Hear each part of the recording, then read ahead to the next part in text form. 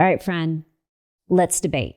Which one do you think's easier, getting fit or making $1 million? Let's chat.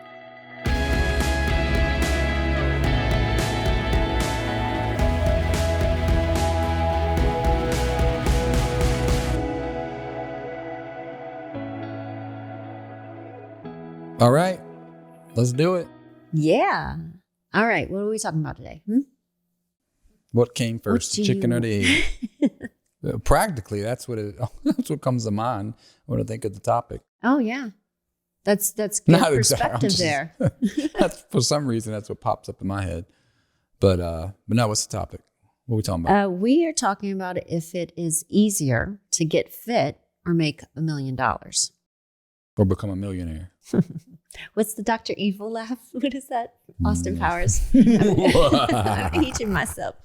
I feel like it's like, I can't do it. I like doing that with the kids. Yeah. My little evil laugh. They like it. $1 million.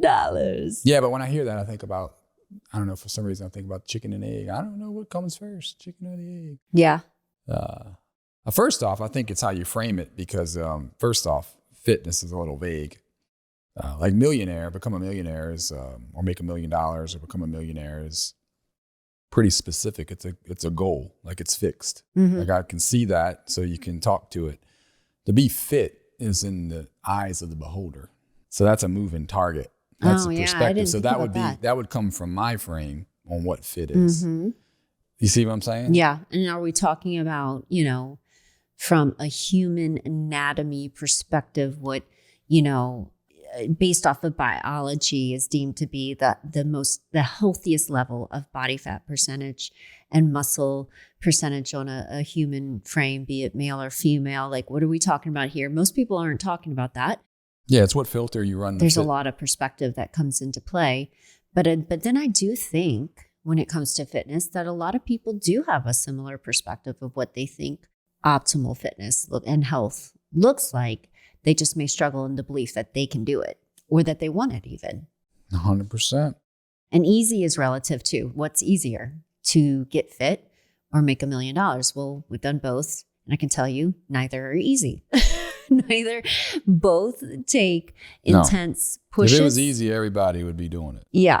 That's number one. Neither are easy. Both are very rewarding.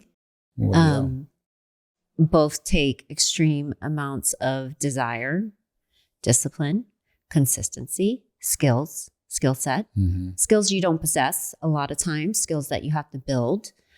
The desire and ability to learn lots of new things, to get uncomfortable. Mm-hmm. One big thing I can say from having experienced both, I feel like it's different levels of discomfort. And one of the most challenging things for me, once we got through the threshold of becoming financially stable and secure and hitting some goals that we really wanted to hit, is, if I can be honest, I feel like, and I love my physical activity. I really enjoy it. But I'll be honest, if I can just share very vulnerably here, I never feel like I'm at the level I want to be. I'm grateful for being able to build upon my endurance and my muscular strength and the body composition that I have, but I rarely feel like I ever get close. And so I think, honestly, what I look at is, I think it's harder for me to endure the discomfort of intense nutritional focus, intense physical activity focus, beyond the level of what I will push myself typically. So for me personally, I feel like once I ripped the Band-Aid off of us growing a business together and growing our income, the discomfort of pushing myself in my physical fitness is almost harder sometimes for me. Yeah. No, but I think for this conversation, I think it's just come from the assumption that fit first represents, like you said, an above average BMI. You know what I'm saying? Like a super healthy BMI. Or body fat percentage. More muscle mass than body fat percentage. Yeah, your blood work is dialed in. Your strength for your age is above not above average, like way above average. That's just what I say. Physically fit. You can look at a mountain and say, yeah, that's pretty. No, I can go hike it. You can do, you know what I'm saying? So just for this conversation, because otherwise it's, like I said, it's in the eye of the beholder. And we're debating something that's like I moving said, target. Relatively, like, could it be different? But honestly, I think if people just really got real with themselves, they would say that they know what fit is. Right. Yeah. They put a crutch on it to justify their shortcomings. We're not talking about a weight on the scale. Sometimes. We're talking about a physical composition, yeah, a performance, like peak performance levels, from a human's perspective. Yeah. And we're not going to argue the whole DNA and the, I wasn't born that way, or, I'm big boned thing, because everyone, you're human and you have the ability to have lean muscle mass and to be at a leaner body fat percentage. We all have the ability to eat a certain way and to be active. But So to make equal to equal. So we're talking, I think if you had to, I don't know. I was actually walking and I was thinking about this topic. And I thought I could definitively answer one way or the other. And I've heard people on other, I don't know if it's podcasts or YouTube or something. I've heard once or twice people, and they all bravado. They say, oh, well, it's easier to make $1 million or become a millionaire. And I'm like, I don't know. I don't know about that, because why is most of the 80% of the world overweight or obese? And I'd have to have the numbers. I wish I'd have pulled numbers to see the really dial in statistics of millionaires versus overweight and obese. You know what I'm saying? Just to kind of look at some things. And if you did that, though, actually, I still think numbers wise, statistics would show that to become a millionaire is harder, because numbers don't lie. So those people who flex and just say that, whatever, for whatever reason they say that, I don't know. I think numbers might say otherwise, statistically speaking. However, I think if you, I was on my walk and I started framing this up, and I was like, well, if I had to break it down to, like, say 3 things, like really go down 3 things required to become successful in your health, like really bare bones, 3 things to become successful in becoming a millionaire. Like the fundamentals. The fundamentals don't change. Like the macros of it. And I was like, for fitness, number 1 is going to be desire. You gotta want it. Yeah. Right? It's going to be desire. I think after that, it's going to be exercise, obviously, consistently, and it's going to be nutrition. And if you want to sprinkle in micros, it'd be rest and recovery. Now, on the side of the millionaire, if you break it down, if I had to, I said break it down to 3 things, and that's hard to do. I think it's also desire. I think desire is always there. Desire it's is mindset. the big one. Why are you doing it? Why are you putting in the effort? I think it's the value of the product or service. So you have to have a product or service that brings value to people. The more, the better. And I think the third thing would be, on a fundamental, would be constantly expanding your network. Because if you have a product, you have the desire, and you have a product that brings a lot of value, then you just need to get it in front of more people. So that's where the expanding your network constantly is. Yeah. That's where if I take it. So I don't think I can say which one's easier, but that's just kind of how I frame it up. Where my brain goes is one prepares you for another. Now, not all millionaires are healthy, but they trade one thing for another. I totally agree with you. The desire, I wrote down, I'm like, what is its belief, discipline, desire, preparation too. And when I say, like, when I mentioned that it's a struggle for me to get to the level I want to be, I feel like above average, but I would like to be better, and preparation is one of those big things in both of these, but especially in personal health. It's the nutrition, it's the preparation to have what you need to eat, when you need to eat it, so that you don't fall back into bad habits. But when I think about our journey through personal health, through correcting our lifestyle, helping other people do the same as personal trainers and, past gym owners and all the things, competing in figure competitions, competing in races and doing these things that I was not inclined to do. I was not an athlete, like you in school. I met you and decided I wanted to keep up with you. So I'm like, yeah, I'll go to the gym. You're super cute. I'll go with you. And then be like in my head, be like, I am dying. Why am I here? This hurts so bad. But through that journey, if I look back, I think if you can get fit, if you can lean into the discipline and learning the skills and the things that you need to learn to become a fit individual, someone who transforms the way they eat, which we did. Oh my gosh, like the way we used to eat when we were younger and we've just met, fast food, sodas for breakfast, like the worst of the worst, right? Night and day to how we eat now. If you can cultivate those skills, the discipline, the consistency, literally creating new habits that never existed before, plus leaning into the physical aspect of that, whether your weightlifting is one of the things, it's a gateway to personal development. Fitness is the first doorway into personal development and starting to uncover who you are, like who you were made to be as a human being, like your inner strength, your capability to go from nothing to something.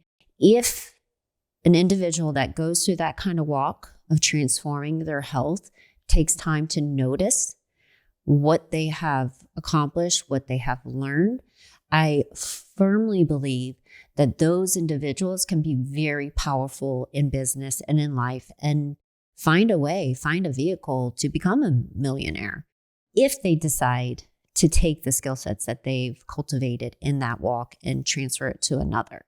Yeah.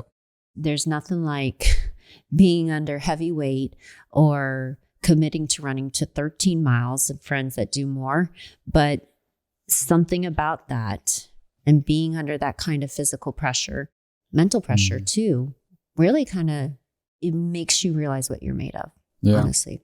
So actually, as I'm sitting here listening, I think actually I'll use that word tentatively, should be easier. Let me frame this up and I'll tell you why. Should be easier to become fit versus a millionaire. Because to become fit, you're only relying on yourself and you. To become a millionaire, you have to have other people involved. You know what I'm saying? Yeah. Like, become a millionaire, you have to have other people involved to want your service, to give you money, to, you know what I'm saying? 100%. Support you, be advocates, whatever. To like you, to know you. They don't have to like you. They like your product.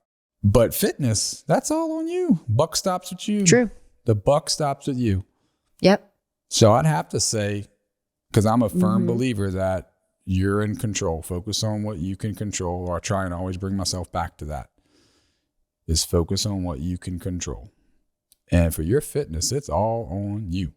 Yep. I got to frame it up like that. So I would say that, Yeah, I think I'd have to agree, even though the pressure or the resistance never truly eases up. Like, lifting weights never gets quote unquote easier. You get stronger, but you're always upping the level, right? So there's always, there's always a level of pain involved there. However, you get better. You do get better physically. Running for me, I love it. I've been doing it for years and I get better. It never actually gets easier, but you're 100% right in that all it takes is me putting on my shoes and getting out there. I like things when I'm in control because then there's no one to point fingers at but myself. Yeah. I think we just don't like that as human beings. We'd rather have an excuse. But then at the same time, becoming a millionaire is, I think to some people's point that I listen to, it's just as simple too, especially in this day of age, as long as you break down the activities and that those three fundamental things that I spoke about and you're consistent. I think it boils down to consistency too. Find out what things need to be done on a macro, micro level and be consistent with them until a desired result is achieved. That's in its simplest form for sure. When I think about, becoming a millionaire, it was breaking through the threshold of Well, it's just like fitness. It's getting uncomfortable. Getting uncomfortable. Because when you're doing fitness, like you said, your runs are uncomfortable, but that's how you become stronger, faster, and better. Yeah. Your lifts become uncomfortable when you're doing those last few reps, but that's how a muscle gets bigger and stronger and better. So it's like when we were growing our business, it was we got uncomfortable. We put ourselves in rooms where we're uncomfortable. We put ourselves on videos that were uncomfortable. We put ourselves in phone calls that were uncomfortable. And we did things that were uncomfortable. Yeah. But it made us more resilient. It made us more competent. It made us everything we needed to be to get where we wanted to be. And similar to fitness, you learn by doing. So it's to learn the skill, apply the skill. Well, you learn what don't work either. Yeah. Because if you keep doing the same thing in fitness and you're not getting the results show up. Your body's going to either feel it, see it, you know. Yep. And it's same with working a business towards millionaire. Numbers don't lie. So if you're tracking them, just like you track your weight and you track your strength and you track your speed and you track your blood work and you track, same thing as a millionaire, you track your numbers, you track your amount of your audience, you track all the metrics that are required. They don't lie. Right. So otherwise you need to change your exercises on the fitness. You need to change your nutrition. You need to change something or be more consistent to what you had. And it just crosses over to being a millionaire. But you say it like that. Yeah, we all should be fit and a millionaire. We all should be fit and a millionaire. Looking back, if you look back over our journey of, making that breakthrough in our finances specifically though, would you say looking back that it was relatively simple? Once for what was for making $1 million, like, would you look back and say, well, that was relatively simple once you figured it out? You know what?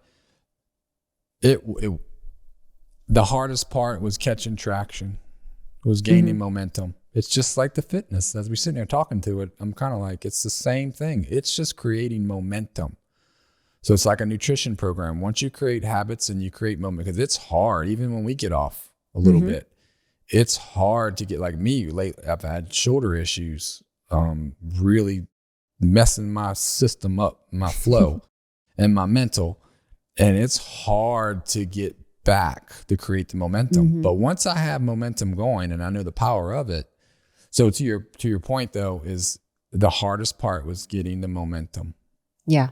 And once we got the momentum, then and it was just, where to work. Oh, and then you it was where just to grow. It felt like it was overnight. Yeah. And that's why you see overnight, you hear overnight successes. It's not overnight successes. You just haven't been seeing, or you don't know how long they've been working on things, perfecting things, consistent on things. And a lot of times I've heard someone say once, it's like your characteristics, traits, and beliefs. And he said a lot of times it's like you build, you can build those things, right? You can enhance them. You can hone those things. And it's like a ladder. So you have this part of the ladder going up the right side, and you have this part of the ladder going up the left side. And then you have one slat going up the ladder, which is belief. And then two slats with belief. And then why it seems like it's overnight is because your belief usually kicks in. You start to believe in yourself. So then it's like slat, climb the ladder. But your traits and your characteristics and your skills, your skill set, traits and skill set, those things are constantly just growing and adding to the ladder. And what holds most people back is their belief. Yeah, it's a domino effect. Some people just truly don't have the vehicle. Like if you're an employee, you got a cap likely, unless you're CEO or something super high level. But most people, if you're an employee, you have a cap. And that's just to be real with that. Like in certain careers, you're never going to make $1 million. Therefore, getting out, finding a new vehicle, having a compelling offer. I heard on a podcast once, if you have a compelling offer, you'll never want for anything. You'll never want for anything. There's no cap. There's no cap on your living. There's no cap on your finances because you have created something or found something that people truly want and or need. So then one of our biggest jobs as an entrepreneur was actually displaying to others how what we had could change their life, not just ours.